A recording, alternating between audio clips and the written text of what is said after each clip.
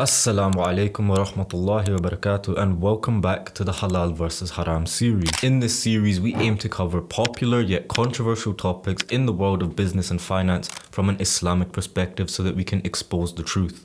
Halal or haram? There's so many young Muslim entrepreneurs out there who are hustling and grinding day in, day out, but they don't actually stop and think whether what they're doing is actually halal. And in this series, we aim to clear everything up. Today's topic is real estate / property investing. So there's tons of different gurus out there, and the most common strategy that these guys will discuss is the BRRR method, which is short for buy, renovate, refinance, and rent. The way it works is pretty straightforward. You buy a property using a mortgage, and then you invest more money into getting the property done up nicely. And after the work is done, the property value will increase. This means you can then refinance and take extra capital out, and you can rent the property out to get you consistent cash flow to help you pay off the mortgage. And with that extra capital, you basically use it as a deposit for another property, and you repeat the process. This can actually make you money, and it's a legitimate strategy. But does that make it halal? Nope. Property investment is actually one of the most retarded investments that you can make as a Muslim. And that's probably going to upset a few people hearing that, and you might be wondering why. Well, the reason is mortgages are haram. It's an interest-bearing loan, and to be able to get started in property as a beginner, it's pretty much impossible without a mortgage unless you have a lot of starting capital, and most of you guys don't have that. You would literally be paying interest every single month for the next 20 plus years of your life. Just imagine the amount of sins that you would accumulate over this period of time. So now you have to invest into property by buying it outright in cash, which significantly lowers your potential gains. And with this whole rent it out and make passive income stuff that you'll see online, it's all BS. It will take you decades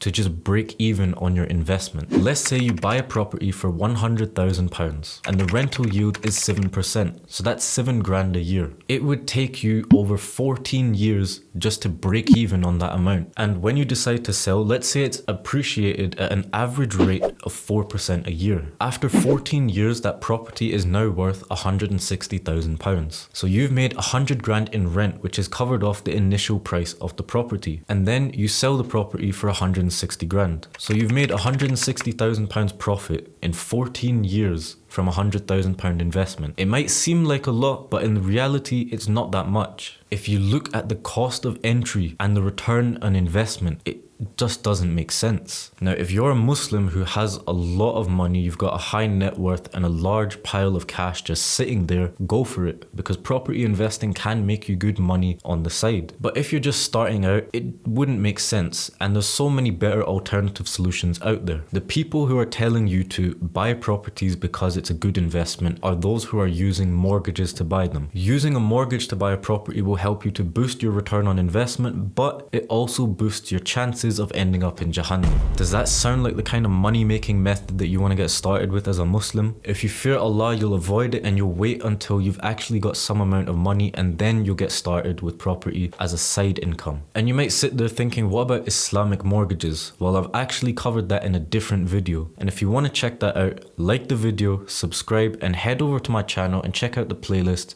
called Halal versus Haram, and that's where you can find it. So that video sums things up, and we can see that investing in property is halal in essence. However, you need to go about it in the right manner. The most common method of getting started involves you going to war against Allah. The barrier to entry is extremely high, especially if you're a Muslim. Remember, I'm not a scholar, this isn't a fatwa, so please do your own independent, extensive research. Everything I've shared in this video is my personal opinion based off my own independent research, everything which is derived from the Quran and the Sunnah. If there's any other topics that you want to see covered in this Halal versus Haram series, just leave a comment below and we'll get back to every single one of you, inshallah.